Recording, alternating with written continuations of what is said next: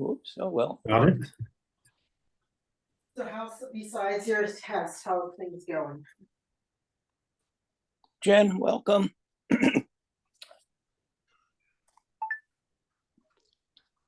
And just a reminder that as we are now recording, we should refer to youth only by their first names.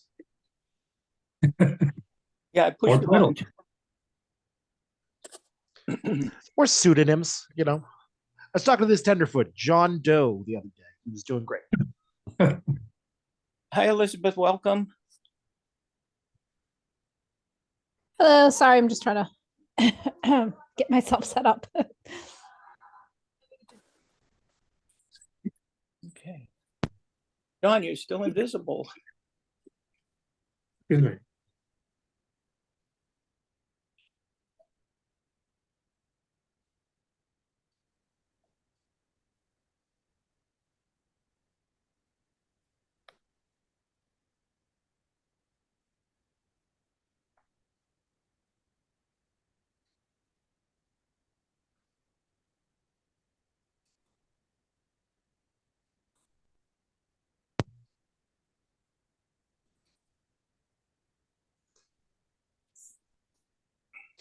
So while John's figuring that out, how's everyone's popcorn going?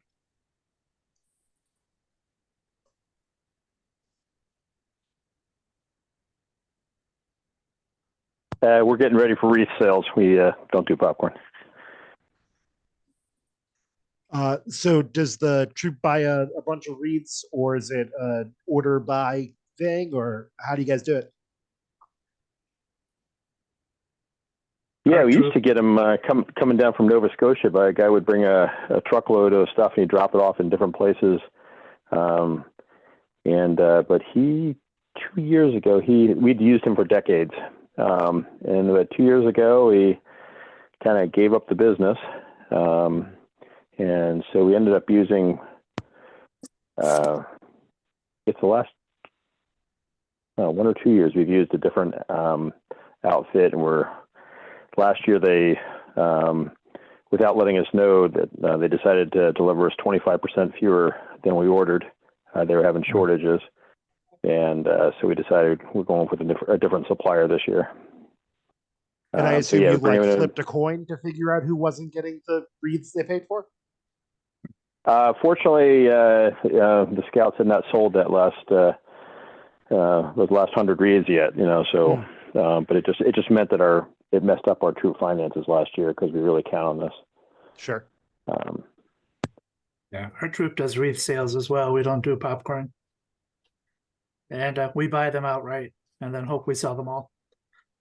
Yep, we do the same thing. We just buy them in mass up front, and the scouts are working on their pre-orders right now, and we hope to deliver them like the day after Thanksgiving or shortly thereafter.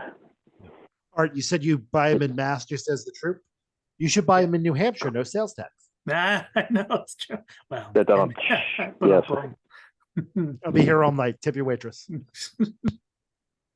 Okay, I guess we should get started. John, did you want to do an opening?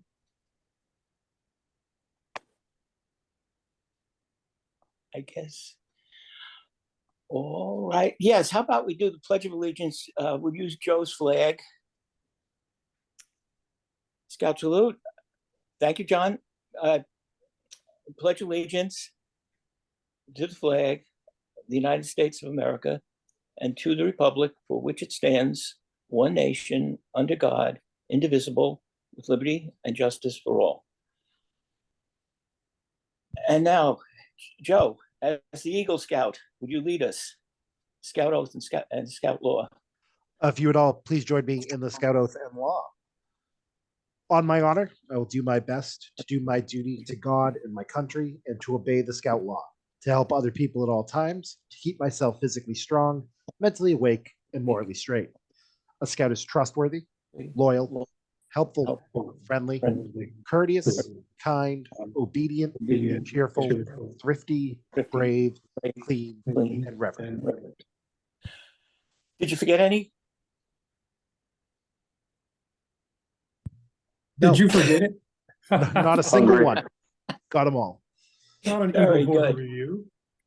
Steve couldn't be here tonight, so he's asked me to kind of moderate things. And I'm glad you all come. As you know, this is a busy time of the year in scouting for a variety of reasons. On an administrative level, of course, obviously one of them is rechartering and the journey to excellence.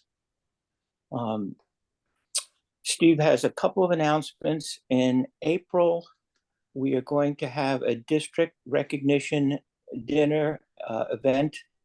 There'll be more details coming out as we get the specific location and those details worked out. Please remember that at that recognition event, we will try to recognize Scouters who've done an exceptional job. And the two major awards, the District Award of Merit and the, oh boy, what's the other one? Did you forget one, Ron? I forgot one, the long-term service one. Oh, Begins, no, now I'm drawing. begins with Charlie, Charles Nason. The Nason Award, right? Recognition of service in long-term periods, decades, not years. So think about the unit leaders you work with who might be eligible for these awards. I think we will also, in conjunction working with the council, be presenting the Veterans Awards, 5, 10, 20. Last year we had someone with 60 years of scouting recognized. And then in May, early May, we'll have the district kickoff where we will present the calendar for the new year and be talking about the things that we'll be doing as a district. Okay. The big topic though tonight is rechartering.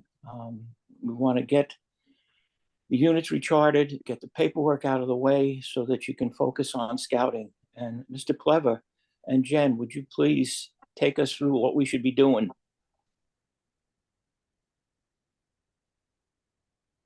Sure. Well, hello, everybody. And just a couple of other commercials or announcements before we jump into that piece of the puzzle. I'll grab the link in a second. We have ordered, I think it's 15,000 Scouting for Food door hangers. So if your pack or troop or crew or ship are looking to do a food drive, we have, and I don't have a sample with me to hold up in front of the screen, but door hangers, it has information on it that explains how the drive works. You canvass a certain neighborhood, and the instructions are to put them out one Saturday. The following Saturday, you go back and collect the food. And there's a space on there that you can put, if for some reason someone doesn't pick up your food, call such and such. That's your contact for if they missed getting the food out in time, or if you go past it and that sort of thing. When you're requesting the Scouting for Food door hangers, there's we're going to ask you for how many you need, what's the organization or who you gonna who's going to benefit from the food drive, and then the time frame of the food drive itself. We have a lot of people that will be requesting them for the springtime, which is great and fine. We are going to give precedent to those that are doing it in November and December 1st, fill those orders. And then if we run out, we'll order more of them and then catch up with the folks that are doing them later in the year, just to make sure that those are doing them more immediately, have the resources at that point. You want to touch base with the different food pantries or organizations that you're doing the drive with to find out when their preference is. In previous years, often a lot of groups do food collections in Thanksgiving, Christmas time frames. So frequently the scouts have been told, can you hold off until March, April, a little bit later on when the rest of the world isn't doing the food collections in that. It sounds like a lot of the major food banks are struggling. So we have received word, especially up in the greater Lowell area, that they want the food drives done now and don't wait until later on as had been requested in the past. So it is a good idea to check with the groups, find out when they prefer the collection and kind of work with their wishes and that sort of thing. Other things you can tie into the food drive is not just collect the food and drop it at their steps and walk away. see if they need help with the sorting and the storage process of the delivering the food and all that sort of stuff. Great opportunity for the scouts to help out with that piece of the process as well. Couple Sundays ago, we had a STEM related merit badge university in Cambridge. It went very well. I want to say it was about 250 scouts participated, and great job to Sen and Eric Blankenship, who kind of helped chair the event out of 56 Cambridge. Great job. If all goes well, we'd like to try to do that again next year. The other exciting part is we used the capacity of the facility of, there's really only 1 or 2 more rooms that we could use. So it's not like, oh, if we could only recruit some more scouts, we get more rooms. We actually filled what we were given for that. So that's great news. This spring, we're going to do a similar type of event up in the Lowell area. UMass Lowell is going to let us host a university up that way. April 13th, I believe, is the date. More information will be coming out soon on that. And that's coming down the pike. That's an event that we used to do out in that area pre-COVID. Obviously, COVID slowed down a lot of the different activities and events, and we're excited to have that one coming up and going again. Also next April, the weekend prior, April 6th, we're going to do a Commissioner College in Burlington again. Different venue than last year. This one's going to be at the Marshall Simons Middle School, which is just about across the street from the Catholic school that it was done at last year. Yeah, I know, yeah, they give you better ones. Baker, just one place. Better, more capacity there. We kind of outgrew the other place last year. And so that's in the works as well. One other announcement kind of related to me is they did select the new Scout executive, not me, unfortunately. They selected John Judge. He is most recently was involved with the trustees, and before that the AMC club, redundant AMC, where he was the director over there for a number of years. He's out of Manchester, Mass, Cub Master up at the PAC over there, so has scouting background in that regard. Also an Eagle Scout, a NOESA award recipient a couple of years back. He is starting next Thursday, the 16th. The board did ask me to stay on as the Chief Operating Officer, Director of Field Services, which I will continue to do. So can't get rid of me that easily. But so we're looking forward to working with John and having him come on board next week. And I think that is all of the announcements before we go into the charter stuff. Was John Judge a district executive in the early 90s? Yes. Yep. Yes, I remember. Yeah, Yeah, I he- remember Mass Jam 93 or something like that. Yeah, that's neat. So, yep. So he's coming back into the professional side of things. So Yeah. coming back into the professional side of things. So. All right. So now we go to chartering, and Hey, John John, Tumbling, can you turn off before- your? Thank you. John, before you jump topics, that thing with the food drive, is what are the different towns have experienced in terms of, I know in our town, if you want to do door-to-door solicitation, you got to get get a permit with the town and stuff like that. And that's usually targeted towards door-to-door sales of some things. But although it's something we've kind of ignored on resales. So I guess we'll probably, as I'm thinking about it, but have towns run into anything or scout troops run into anything where, in terms of getting kind of permission from the town to do a door-to-door drive like that? Or is it just, you just go off and do it? No real concerns. If you're asking me, I have not heard anybody come back to us and say, "Hey, we've run into this issue." But if anybody more locally have any instances like that, good time to share that. We certainly did it in Chelsea and Everett and never had any hassles with the town. So, Good to hear. yeah. My guess is where it's a service project versus we're trying to make money or fundraiser type of thing. Maybe there's a little bit more leeway in that regard. Yeah, and I was scared to say our resales are probably something we should pay attention to maybe. But once again, maybe because it's a fundraiser, they kind of let it slide. Right. And all the youth sports do the same thing. Yeah.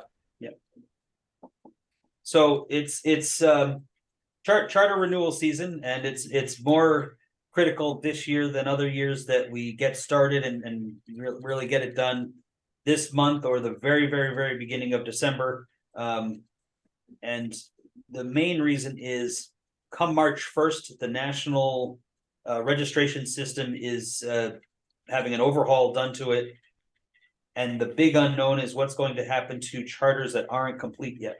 So if you're still trying to finish stuff up at the end of February, and you're kind of in that limbo state, we don't know if everything's going to totally disappear or how that's going to look or work. So we're asking everybody to go online and get the charter renewal done this month if you can. That gives Denise and Marion, a good solid 2 months to look everything over, make sure everything is correct, get back in touch with the units if there's any issues, and then start posting them into the national system. And we can't do that step until January 1st. That's one of the earliest date that we're allowed to start posting the charters and doing the formal renewals. But our goal or dream is that on January 2nd, Denise and Marion are going approve, and everybody's going ping, ping, ping, ping, ping, ping. We're not born yesterday to think that that's how it's really going to happen, but as much as possible, that would be the goal and the dream. Just so, like I said, when we get towards that end of February, we're not looking at a mountain of charters to scramble to try to get complete and done with the unknown of, okay, once we turn the corner into March, what happens to the ones that aren't done yet? And that sort of thing. We have a couple of resources for you on the Scout Spirit website. We have a page dedicated to charter renewal questions, resources, how-tos, things like that. And they have a couple of different videos of step-by-step instructions and things like that. I'll get you in 1 second, Louis. I see you. And another spot we have is if you have a pretty good idea, you've done this before, how do I get started? If you go to scoutspirit.org, right on the opening page, there's a button that says Recharter 2024. Click on that, and that brings you right into the system. You log in, and off you go, and off to the races with the actual process. Louis, you had a question. Thank you so much for the forum. Just have a question regarding the Journey to Excellence form. So I understand that is a requirement. And is it a forward-looking? Is it forward-looking for what you plan to do in 24? No. So the Journey to Excellence is kind of your report card of how you did the previous year. So you look back on the various categories. It's also not. It's not mandatory for the charter itself. We try to group it all together. So if you're doing all this administrative type stuff, you do it all in one shot. But if you finish your charter and you're still struggling to figure out the Journey to Excellence thing, submit the charter first and then come back and take care of the JTE. Don't worry about getting hung up on doing the JTE and not getting the charter submitted. Joe, you had a Oh, yeah. question? I think Lewis's question, and it's one that I had when they changed the phrasing of this, excuse me, is it always says will retain, will have new. I was just looking at the ship scorecard. So the 2023 one is based on what you did. The 2024 one is how you should be planning your next charter year. So goal So setting. that is the idea, is that now you're looking at it, you will make it so that all your leaders are trained or whatever standard you're looking at. But for the 2023 one that you put in with this charter, it's wondering how well you accomplished those goals. Did that help, Lewis? Yes. Great. Okay. Some things about the charter. It's no different than in the past. You're pulling up the roster. You're saying these people are still here, these ones are dropping, that sort of thing. Anybody that has joined this fall, August 1st through now, they're already populated on the roster for you. They're also already paid for on the charter. So once you finish reconciling everybody else, who's staying, who's going, that sort of thing, it's going to give you an itemized list of how much is due. And you'll have one line on that says prepaid youth, and that's everybody that joined this fall, 0 due, and then how many returning youth, and that one has the calculated amount based on the registration fees and things like that, and the same type of thing for the adult side of things. As in the past, we're asking you not to pay online with this, because when you're going to check out, one of the options is to give us your credit card and we'll take care of it right now. We want to make sure everything's right for you, and then we'll issue you an invoice, almost the same day, if not the next day after we've reviewed it, and then that sort of thing.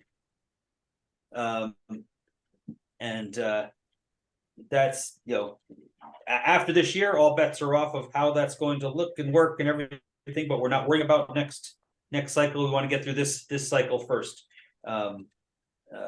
Next year there'll be, everybody's kind of renewing on their own, and the actual charter renewal process, I think, is going to be a much simpler. Confirm you're coming back with your organization, and here's my leadership roster. We confirm we have the scoutmaster, the committee chair, the charter rep, all the required slots, and that's all good to go, and the organization is approving those folks, and that's it. All the regular registrations, so to speak, are handled separately. And we'll learn more in the March, April, May-ish timeframe. Early, springtime is when they said they're gonna flip over into that system. They'll explain how all the fall activity will work. So just kind of keep that in the back of your head and don't worry about it for the next 8 weeks. Let's get through this charter cycle first. Get everybody just renewed and all that sort of stuff, and then we'll take care of that and worry about that in the early part of 24. Any questions so far? This is a indirect question. Next year, how will the scouts who are said that the ones who are currently on a charter now, they didn't join this fall, how are they going? What date are their renewal date going to be? So they'd be December. So if they're already in the system currently, they didn't join they joined last year, let's just say. Right. And you're renewing them now. They're going to have a December renewal, just like the charter cycle would be. So they'll be locked in with the charter, essentially. Yes. The only weird or off cycle type stuff is you just recruited a class in September or October or both. Right. They're going to renew on an annual basis at that point.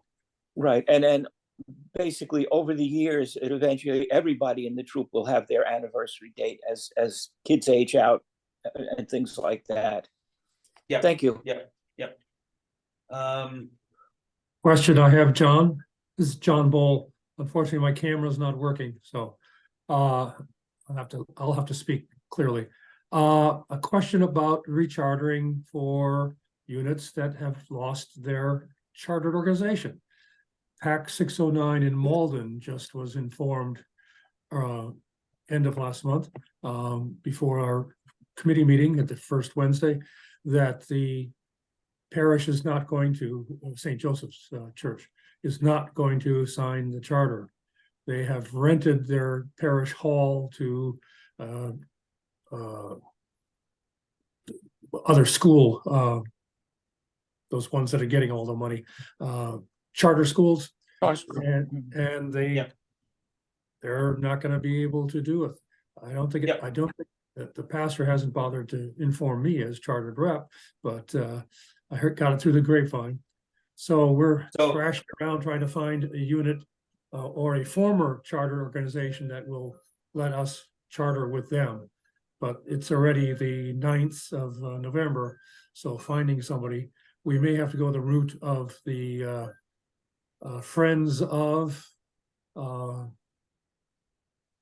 So for short term, you can do a council charter sponsorship, and that'll buy you some time to shop around and find another host. I would strongly suggest that, looking at the calendar of where we are right now, that's what I would do, is get it flipped over onto that. And then if you find something even as soon as January, once we get the charter processed, we can then do a change of organization thing and get you flipped over. Switching back to a more traditional sponsorship is relatively easy. It's just doing a new unit application, charter partner agreement, and they would appoint who the charter representative is going to be. In the council sponsorship, we have somebody at the council, Jack Terrell, the district operations vice president. He's Right. the charter rep for all of the council sponsored groups. So those would be the three things that you would just do to move back from Friends of Base Camp to pick the organization in your town type of situation. So I would at this point, let's get the ball rolling and get them switched over to Friends of Base Camp until we can get the charter processed, and then switch it later. Okay, thank you. That'll relieve the stress. Yep, especially this time of year. Yeah, Lewis.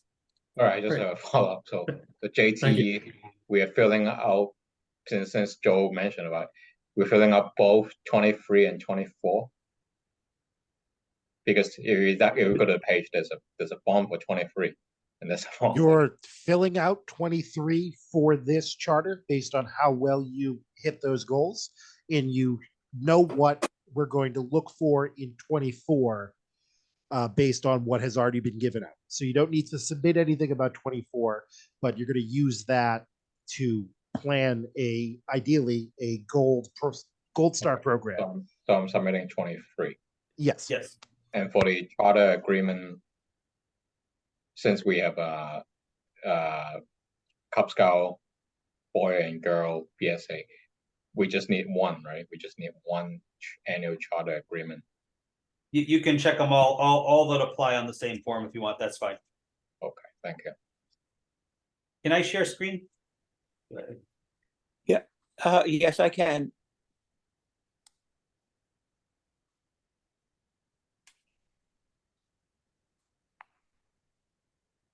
Participants on.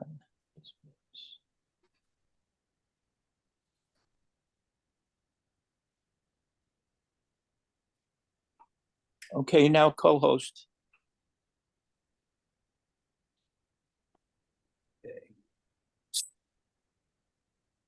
What's up? Hopefully worked. that appears on your screen.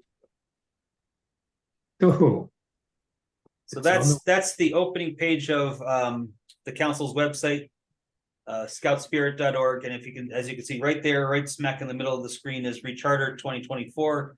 So that's how you can get started with the process. That will slowly take you to the Recharter page. And then this has all the different information. It has the charter agreement form. It's got the Journey Excellence forms, the disability awareness survey. We have a checklist that you can look over or make sure you got everything ready before you're ready to go. On the right side, it talks about payment and additional paperwork and all those kind of things. And then when you're finally ready to get started, you got this red bar right here to enter internet or charter system. Click here. And then just as you would log in to do your youth protection training and such, you can use the same credentials over in here, and that's how you get started with the charter renewal stuff. But this page has all sorts of different resources for you for rechartering. We started this 2 years ago, and each year we kind of just update things and make sure, what the right fees are, some of the different forms that are no longer being used. We pulled those out, pulled the new ones in. It has all the new Journey to Excellence scorecards over here. It has how the Corey works, how to take youth protection training. As part of the recharter process, you're going to get a warning or a recommendation from us about anybody in your scouting unit that has a youth protection expiration date that's in January. We strongly encourage that person to renew it now rather than waiting. If there's the charter is in a huge stack of charters that need to be done, and we process that charter on the 15th of January, and their expiration date was the 12th. When we get to it on the 15th, they're no longer in compliance with the youth protection training, even though when they turned it in December, they were in good standing.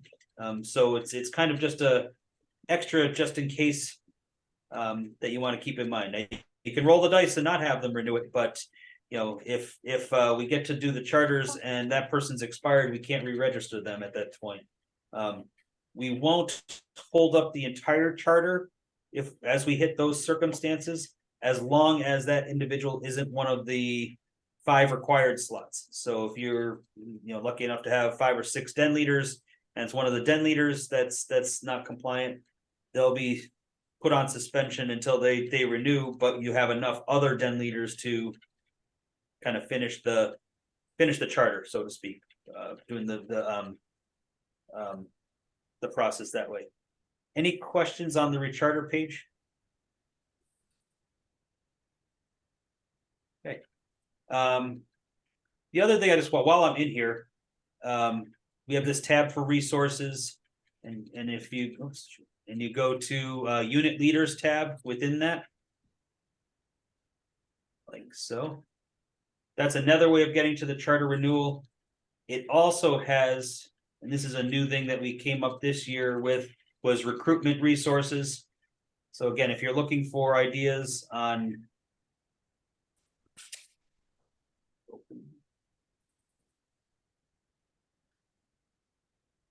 how to order flyers, how to get yard signs, how to do all the online registrations and all those type of things, all of that is in there. How to start a girl troop,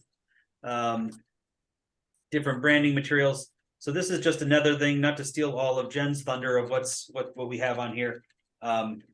That's another resource, and that's a newer one that we came up with this year. Any question, anything else on chartering? Again, please start working on that now. It really, if you already know who your folks are for the year, it should be a relatively easy process. It has gotten a lot better over the years, a lot more user friendly to navigate through the system. But again, it's real important this time around, especially where the whole system is being redone, that we get it all done. I see Elizabeth, you raised your hand, it says. Yeah, is there a contact if we run into trouble? Sure, couple of things. First, we have an email address, membership@scoutspirit.org. And that's probably your best way, because we have 3 or 4 different people looking on that on a regular basis. So, if you just send it to one person and they're out for a week, nobody else knows it. But if you do the membership line questions, we will get those on a daily basis. We have people looking at that. So somebody will get back to you with help on that. Okay. And if it's just the process in general, the commissioners have helped out with this in the past. That's another great resource for you. Okay, thank you. Sure. Okay. Jen, have you been keeping up? I just noticed there's like 8 million questions over here that I wasn't paying attention to.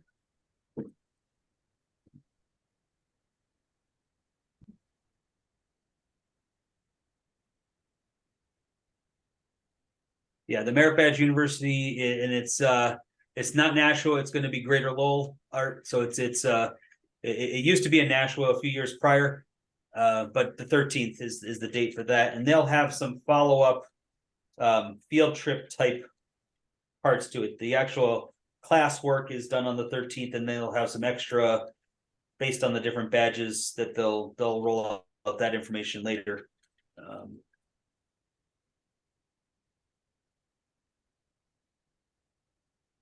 Any other questions before I turn it back over? Or Jen, if you have anything you want to add? Yeah, Jen. Yes.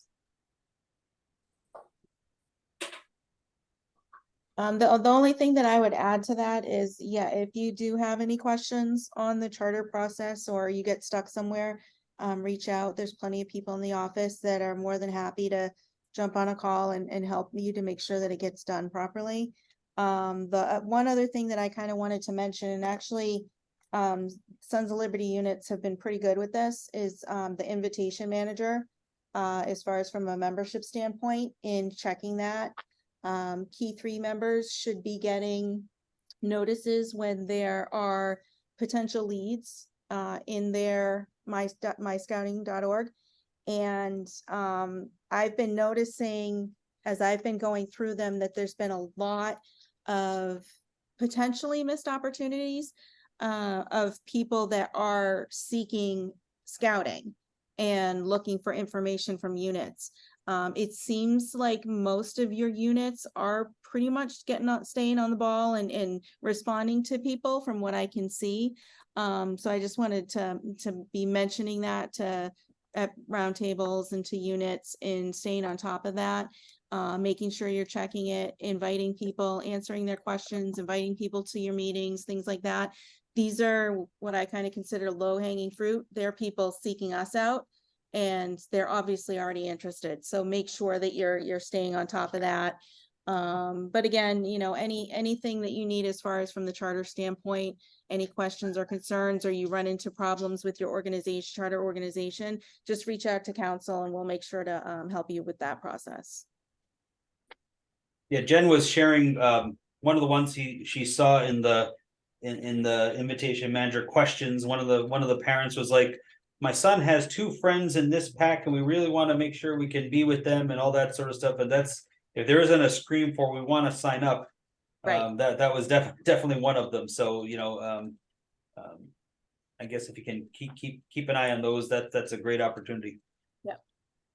But I did notice in particular a couple of Sons of Liberty units that actually got their leads, they followed up with it, and that person actually did register. So that was great. I noticed that today when I was going through some things. So keep up the good work.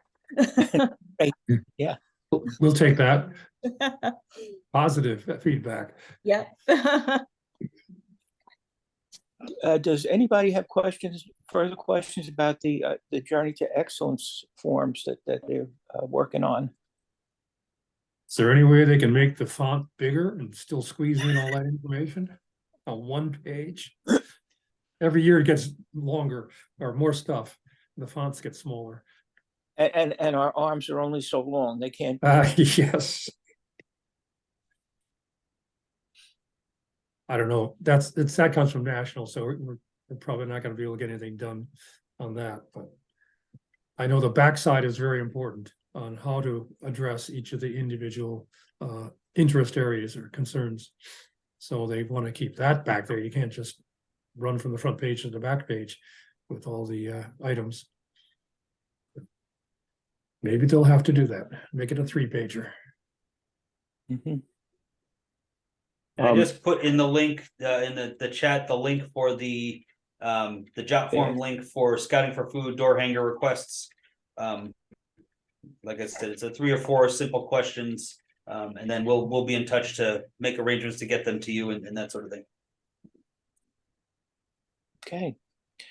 Well, John and Jen, thank you very much for coming out tonight and answering our questions about rechartering and Journey to Excellence. And hopefully everybody will get everything in on time, early, and we'll get through all the bumps in the road.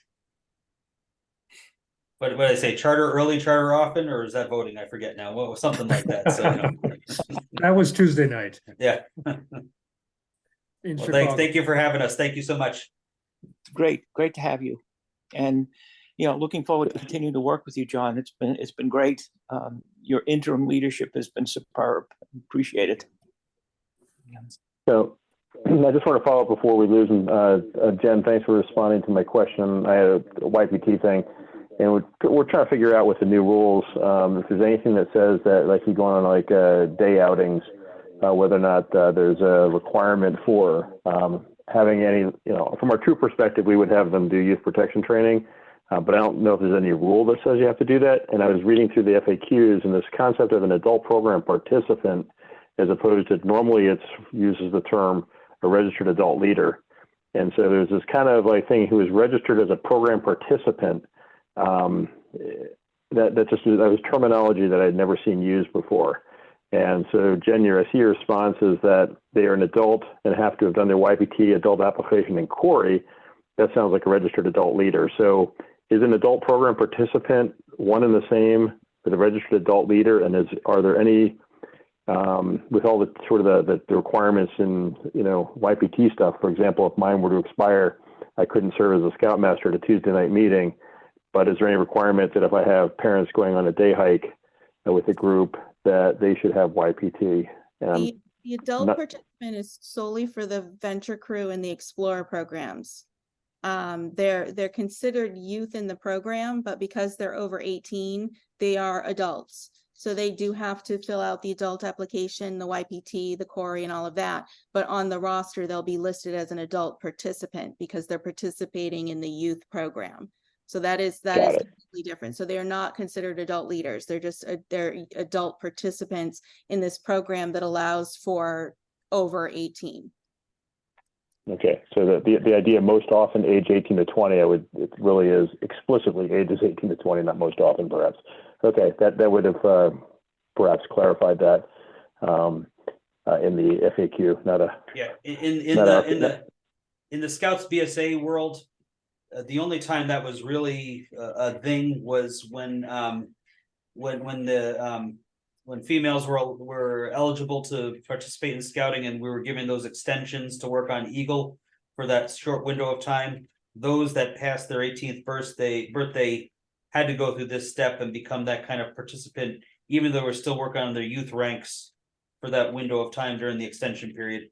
That's now been and gone.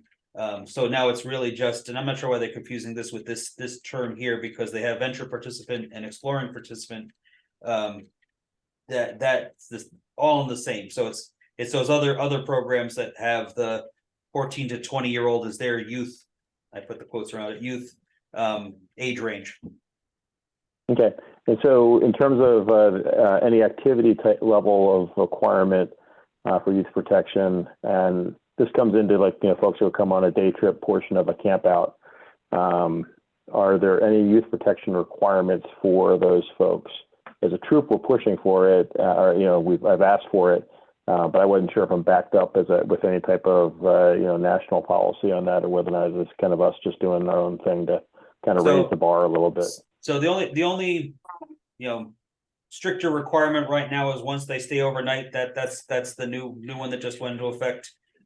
Correct. It's always in the units right, or the charter organization's right to go stricter on the rules. So if you wanted to impose if you're coming on the day trips, you still have to do youth protection or be registered or any of those extras. It's always okay in that sense to go stricter. You can't go less or weaker than what the national policy is on those. Sure. Just taking up and if anybody challenged you and came to the council and said, can you believe they're making us do this, and you tell them not to make it, we would say they're certainly in their rights to set up that policy in that regard. Well, especially since registered adults who lose their youth protection would no longer be able to go on the trip, on the day hike, and serve in that capacity, to go ahead and say, oh, but if you never bothered registering, then you could. That just kind of seems inconsistent.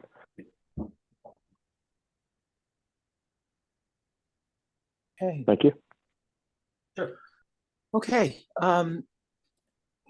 To one of the things I was thinking about, talking a little bit about how we can incorporate nature study into the program. And let me see if I can get this thing working.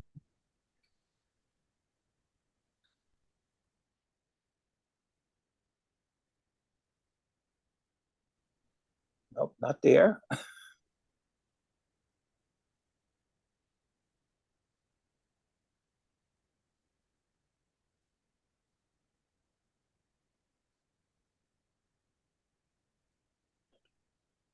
one of the things that, oops.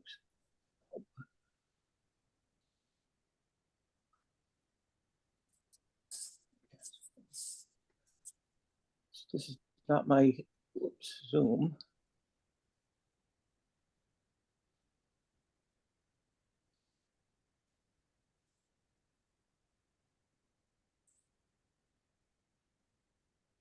Here we go.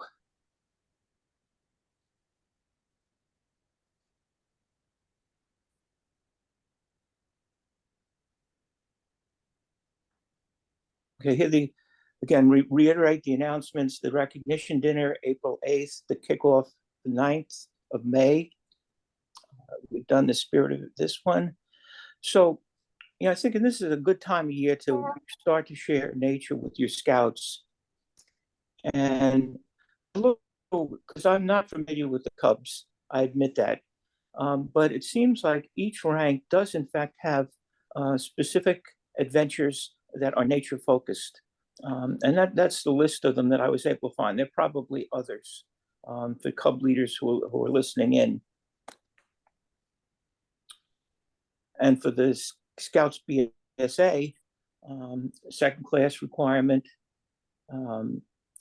number 4, first class requirement number 5, and then a whole bunch of merit badges. Interestingly, none of these are Eagle required, although in the past, nature was an Eagle required badge. So how do you do this? How can you make this interesting without it being just another form of school? Well, the first thing at this time of year is the backyard birds. If you put up a feeder, you're going to attract any number of colorful birds. And it's a good project. I have a plan there from this old house, which is a relatively complicated one. There are many others, most of them all hinge on things like a 2-liter soda bottle and a tin plate that the seeds drop onto. This one looks like you could get a little woodworking activity involved in it. Another thing that I think we don't do a good job on is teaching scouts to just be aware of their surroundings. Look at these pictures. That red-tailed hawk in the center is sitting outside a parking garage in downtown Boston. Obviously, that eagle is sitting on a power cable, and the snowy owl on somebody's house. So one of the greatest things I think we could teach our scouts is as they walk, as they experience the outdoors, is to pay attention to the surroundings, see the different things that are out there that they can do, that they can see. And then there is a tremendous resource which I would encourage scout leaders to investigate. It's called Project Wild. It's run in Massachusetts by the Department of the Fisheries Department. And this is an activity. My one Cub Scout experience was running a bear den. And this is a great game. The way it works is each scout is a bear. One of your bears is a mama bear with 2 cubs. One is a bear with an injured limb, so you have somebody wearing a bandage up one of their arms so they can only use one arm. And one of the bears is blind, so he had a bad interaction with a porcupine. So that bear has to wear a blindfold. You place a series of cards scattered around the room, and the cards have different values on them: nuts and berries, meat, vegetation, things like that. And each one has a point scale. And the bears are supposed to go out, gather a card, take it back to their den. Each of the scouts has a den, some location that they have to return to with their food card. And then at the end of the game, they count up how many pounds of food they got. A bear needs 80 pounds of food to survive. So did your bears make it, or did the carrying capacity was such that they could not survive? since you can do this in a big open area, it's a great way for bear scouts to run around and use some energy up. Another one, something called migration headaches. And this is another one you can do in a big field. You have a bunch of cards out in the field. You have cards at the nesting habitat, which in our area would be here or further north up in Canada. A wintering habitat, which would be either down the southern part or Central America. And then what they call stopover habitat. Stopover habitat are areas around here. Famous one, Cape May, New Jersey. Cape Cod is another one. And then the way it works is you look at the effects of degradation of the habitat on survival. So everybody starts out at the winter habitat, and they're told to move down to the stopover habitat. At the first pass, everybody's got this. At the first pass, there are as many habitats as there are scouts. So everybody's going to make one trip from nesting to stopover to wintering. Then it becomes like musical chairs. You remove a card from them. And as you go through this, you're going to find, obviously, scouts are not going to survive, either because the stopover habitat, somebody bulldozed the marsh and put in some housing, or pollution in a river. The nesting habitat, a forest fire up in northern Canada this year, and things like that. Or in the wintering habitat, somebody put in a shopping mall where they used to hang out. So it's a nice way to look at how you need these variety of habitats to survive. And you can get the scouts to discuss this. Again, this works all through grade school, elementary school. And if there's enough running around, you can get all your scouts involved. And then the other thing is just to be aware of what's going on. This is one that kind of amazed me when I read about this yesterday. In the Boundary Waters canoe area, they're discovering that the amount of habitat created by beavers is being limited by a gray wolf population. That it basically, they have some aerial photographs that make it look like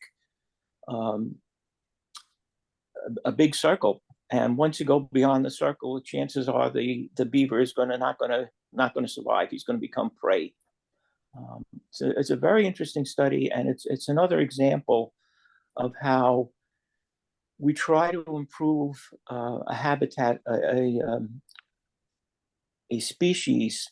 For example, here the gray wolf, by reintroducing them into a habitat, and then discover unintended consequences that people had never thought about.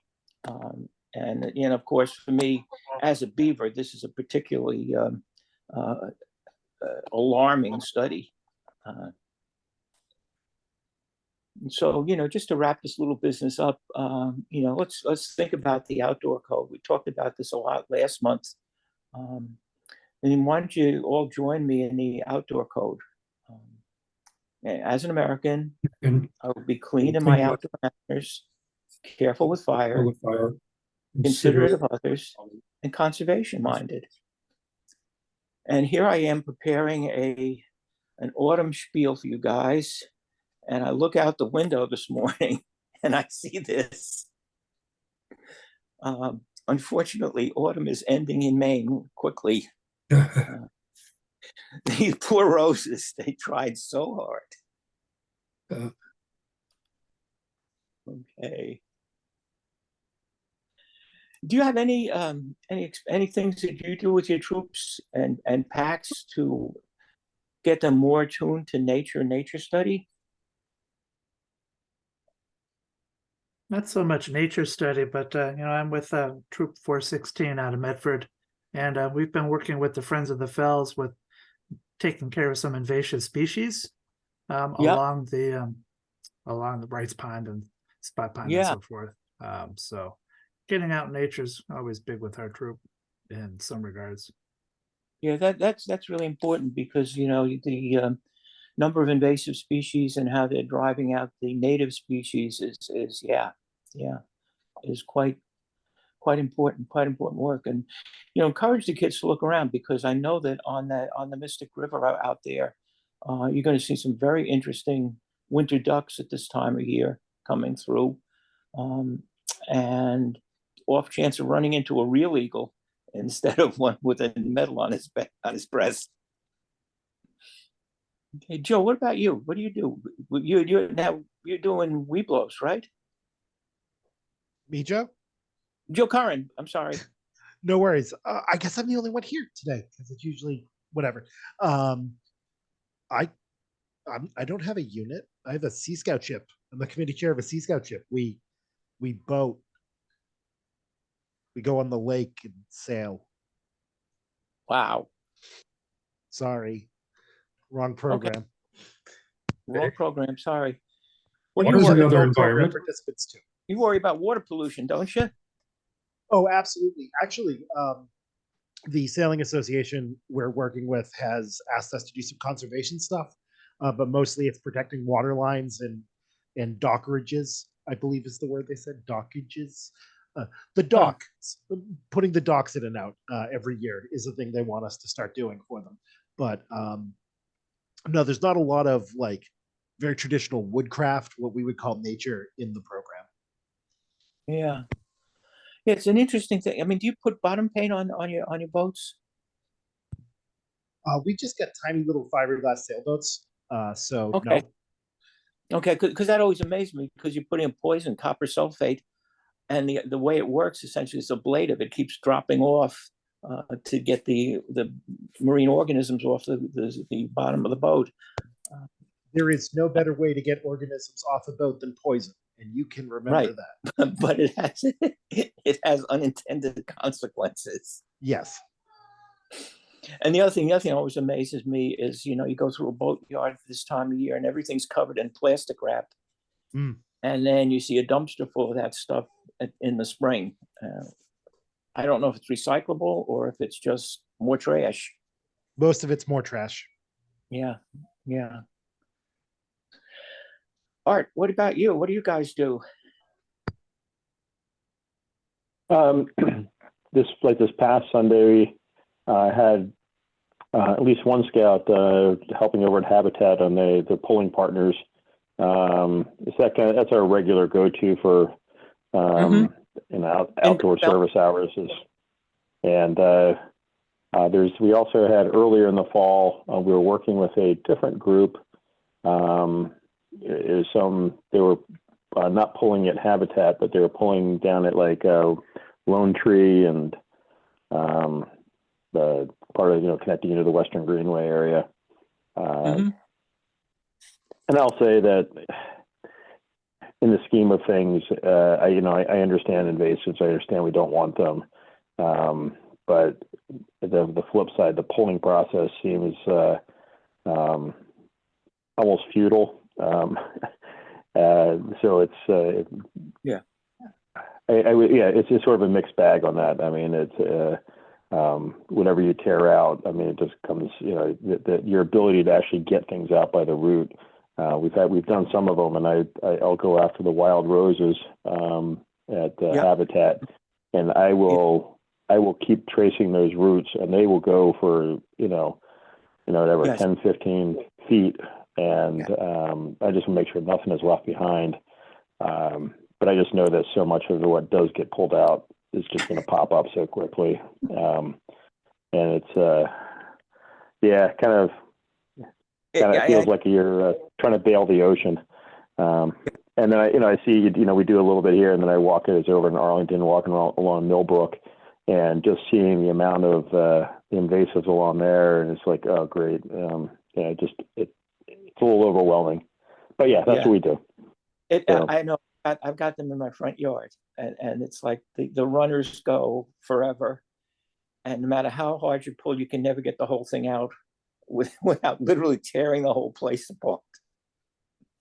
One of the things I discovered, which is kind of depressing, the beach rose, the Rosa rugosa, is actually an invasive species, and it's getting to the point where in Maine, in a couple of years, they'll no longer be allowed to sell them in nurseries.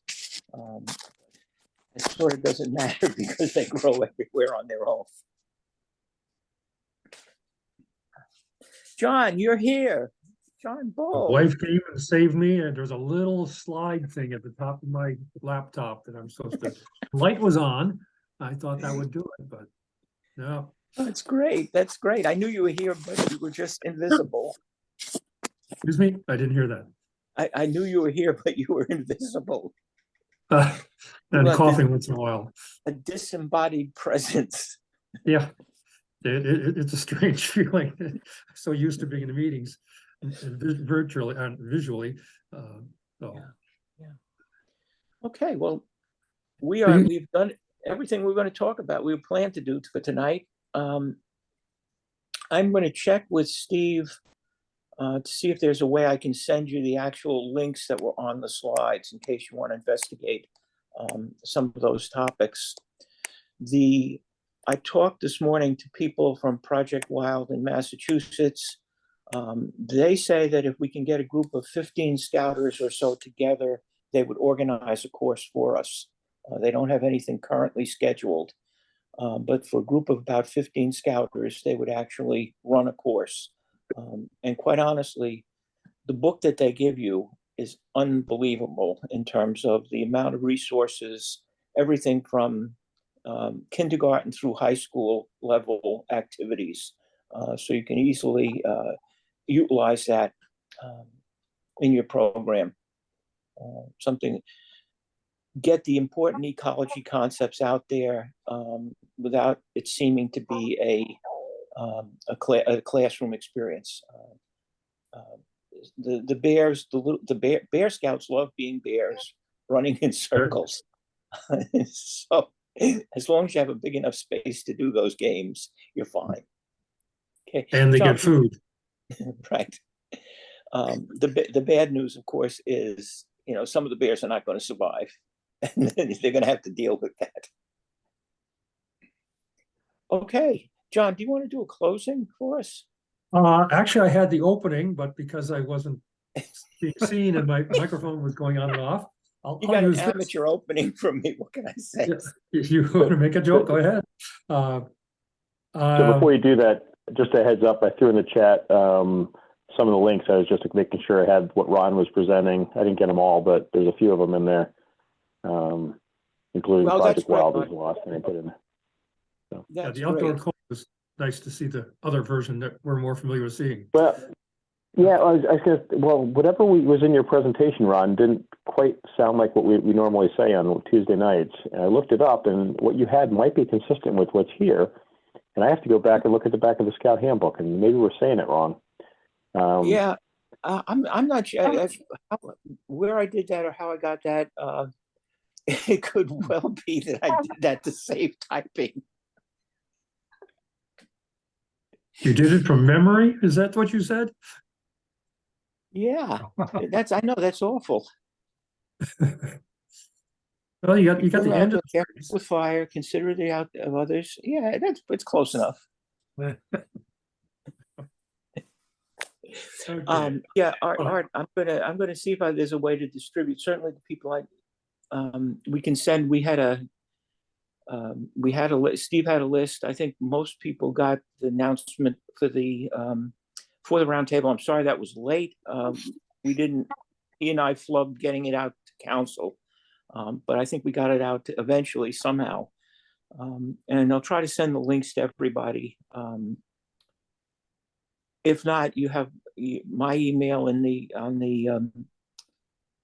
the district page. I think RMG Hansen HANSEN @gmail. And if I don't get the links to you, contact me and I'll get it to you. Okay, John. Okay, this is a resource I think everybody should have, especially it's for ceremonies meant for Scouts BSA. It's Pledge of Allegiance, intro ceremonies. And as it says, to start out, this script to be read. Reciting the Pledge of Allegiance at the start of every meeting can become boring and meaningless. A short statement about the pledge or flag before reciting can help keep it meaningful. So there is, I think there's 12 or 13 options, and I try to go through this each year. We don't have roundtables more than 10 times in the year because we skip July and August, and there's usually something for each month. For this month, I chose one I haven't used in a long time, because this time we are 2 days after the local elections. This was the off year for national elections, but this is something that the Scouts should keep in mind, that, you know, showing up is not enough for Scouting, and to be a good citizen, just voting is not enough either. So this was the little ceremonial introduction, that we have good government only when we, the people of the United States of America, play an active part in making it good. Let's say our pledge with that in mind. And that may grab their attention, and they might focus on something within the Pledge of Allegiance that is pertinent to them at that time. And there's a whole bunch of different ones. So if anybody wants, just, you can go to, I just Googled Pledge of Allegiance ceremonies, and I found this. And it's a very useful tool. You can see at the edge, I put the dates when I've used them, so I don't use them over again in the same year. But I think it's a useful tool, not just to remind us, or not just for adults, but to remind us and the Scouts of why we say the Pledge of Allegiance, just as they sometimes need a little prompting and not just doing rote recitation of the Scout oath and the Scout law. They need a little more flesh on the bones, something to hang on to. And I think this would be a good start. It's relatively short. So one of them was real long. I thought of doing the Scout oath by reciting all the stuff at the beginning before the individual item. That is, you know, like, on my honor, I'll do my best to do my duty to God. On my honor, I'll do my best to do my duty to my country. On my honor, I will do my best to do, and just one after the other, but fleshing that in, they might pay attention a little more and get the message that these are the values we are trying to inculcate in them, or instill in them, or some fancy verb that you can find somewhere, instead of repeating the same word each time. But that is what something we can do as adult leaders to make them, as it says, not be such a boring recitation of, in this case, the Pledge of Allegiance.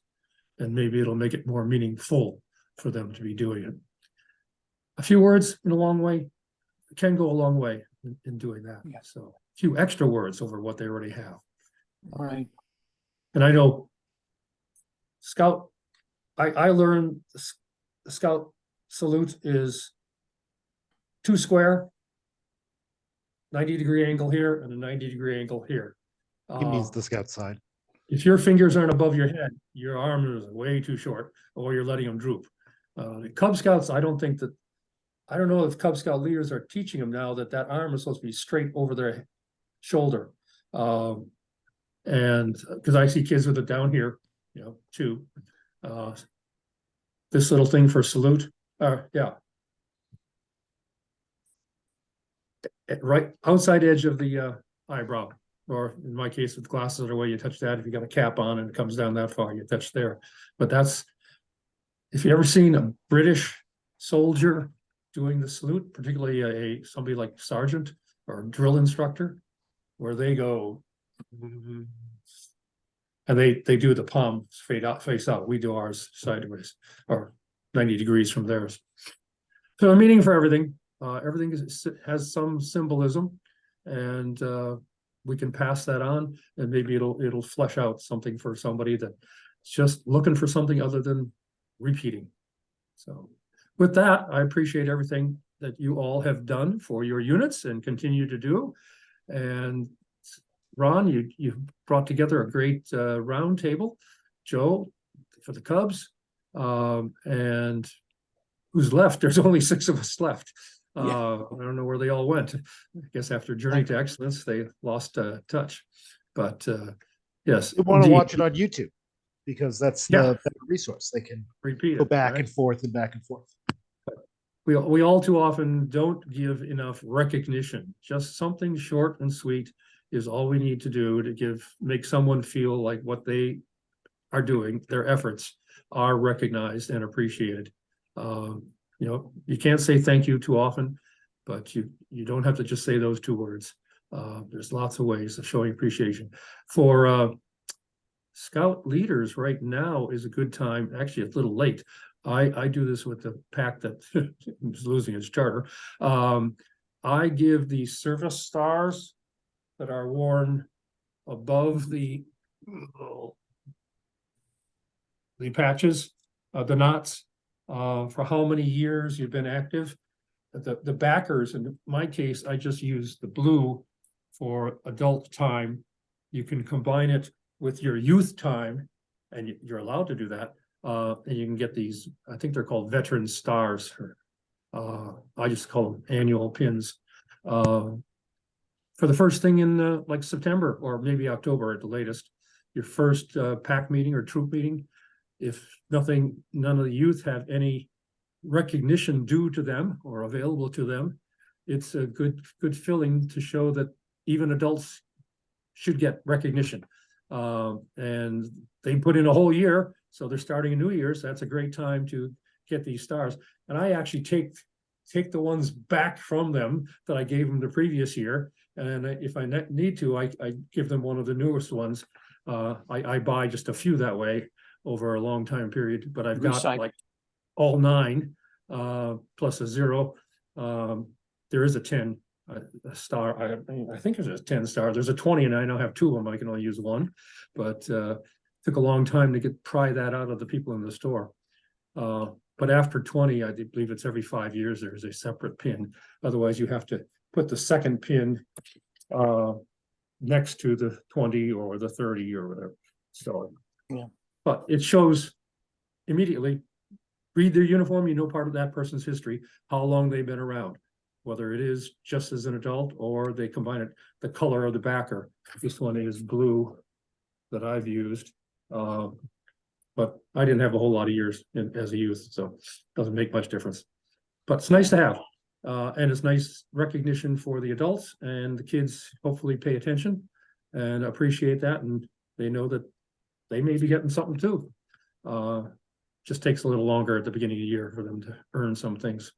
So that's what I have. I do thank you all for coming out on Zoom tonight. Everybody. Yep, and just remember, November 27th is the Beaver Moon.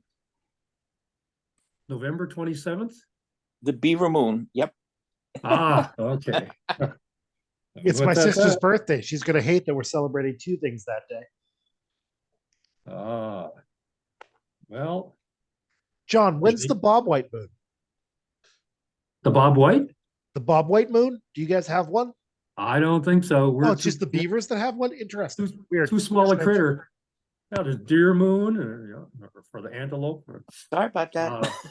Are you guys aware that the wood badge is not wanting us to get together and sing our songs for our particular critters?